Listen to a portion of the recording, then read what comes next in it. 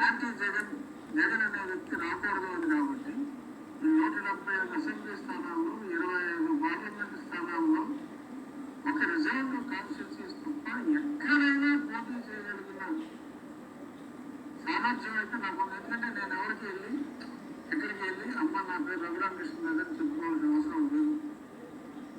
వాళ్ళు గుర్తుపడతారు జనం. ఏమంటావు రఘురామరాజు? తమరు ఎక్కడికి వెళ్ళినా గుర్తుపడతారా? అందుకని ఎక్కడైనా పోటీ చేస్తావా? అలానే చెయ్యి మరి.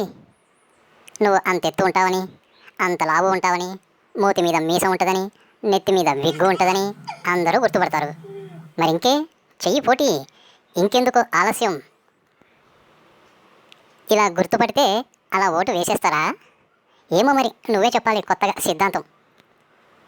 అలా అయితే కేఏ పాల్ని గుర్తుపడతారు, సిబిఎన్ని గుర్తుపడతారు, పీకేని గుర్తుపడతారు. మరి పోయినసారి పీకే పాలులు ఎలా ఓడిపోయారబ్బా? గెలవలేదే, గుర్తుపట్టినా ఓటు వేయలేదే. నిన్ను గుర్తుపడతారు, ఎక్కడైనా పోటీ చేస్తాను అంటావు. నువ్వు నీ మేకపోతు గాంభీర్యం. పోటీ చేయడానికి మాత్రం ముందుకే రావు. నాకు వాళ్ళు టికెట్ ఇయ్యలేదు, వీళ్ళు టికెట్ ఇయ్యలేదు అంటూ శోకాలాపన చేస్తూ ఉంటావు. మరలా మేకపోతు గాంభీర్యం ప్రదర్శిస్తూ ఉంటావు.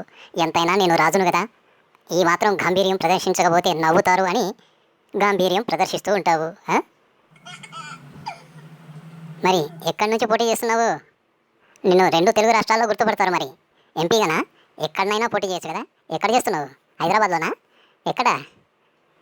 చెయ్యబ్బా, చెయ్యి, జల్దీ చెయ్యి. ఎక్కడో ఒక దగ్గర నుంచి చెయ్యి. నిన్నందరం గుర్తుపడతాం.